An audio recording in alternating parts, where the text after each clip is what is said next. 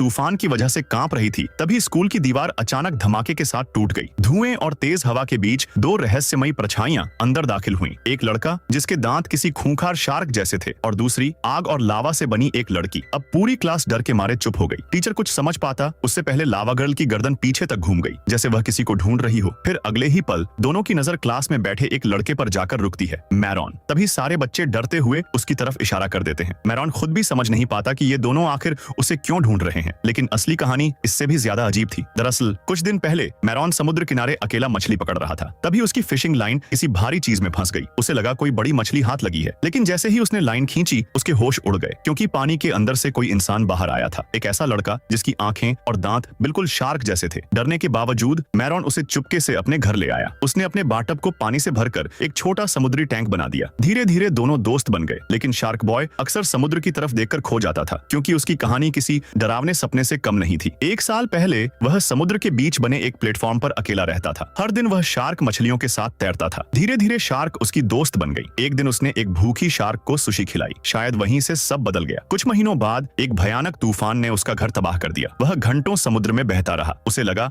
अब वह नहीं बचेगा, लेकिन तभी कई शार्क उसके आसपास आ गईं। वे उसे समुद्र की गहराई में बने एक रहस्यमयी ठिकाने पर ले गईं और वहीं से उसका शरीर बदलने लगा। उसकी पीठ पर फिन निकल आई, फिर उसके शरीर पर गलफड़े उभर आए, यहाँ तक कि उसके दांत भी शार्क जैसे खूंखार हो गए। अब वह पूरी तरह एक शार्क बॉय में बदल चुका था। लेकिन मैरॉन को यह सब तब समझ आया जब एक रात उसके कमरे में अचानक तेज रोशनी फैल गई और उसी रोशनी के बीच एक लावा जैसी चमकती लड़की दिखाई दी। वह सीधे शार्क बॉय के पास गई। उसे उसकी मदद चाहिए थी। शार्क बॉय बिना कुछ कहे उसके साथ चला गया। मैरॉन बस उन्हें जाता हुआ देखता रह गया। फिर अचानक उसकी आंख खुल गई। वह अपने कमरे में था। उसे लगा यह सब सपना था, लेकिन तभी उसकी नजर फर्श पर बने गीले पैरों के निशानों पर पड़ी। वह तुरंत डाइनिंग रूम में पहुंचा। वहां दूध का गिलास अभी भी गर्म था और कुकीज पर शार्क जैसे दांतों के निशान बने थे। अब मैरॉन समझ चुका था ये कोई सपना नहीं था। अगले दिन उसने पूरी कहानी स्कूल में सबको बताने की कोशिश की, लेकिन किसी ने उसकी बात पर विश्वास नहीं किया। सारे बच्चे उसका मजाक उड़ाने लगे। टीचर ने भी उसे कहानी बनाना बंद करने को कहा। क्लास खत्म होने के बाद कुछ लड़कों ने उसकी डायरी छीन ली। गुस्से में मैरॉन ने डायरी वापस फेंकी, जो सीधे एक लड़के के चेहरे पर जाकर लगी। अब टीचर गुस्से में उसकी तरफ बढ़ा ही था कि तभी बाहर का मौसम अचानक बदल गया। खिड़कियां जोर जोर से कांपने लगीं। हवा इतनी तेज हो गई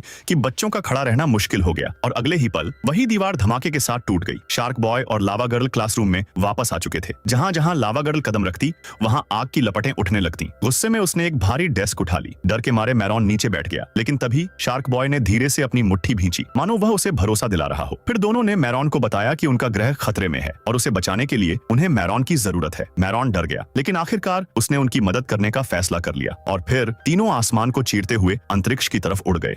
Subscribe to my channel.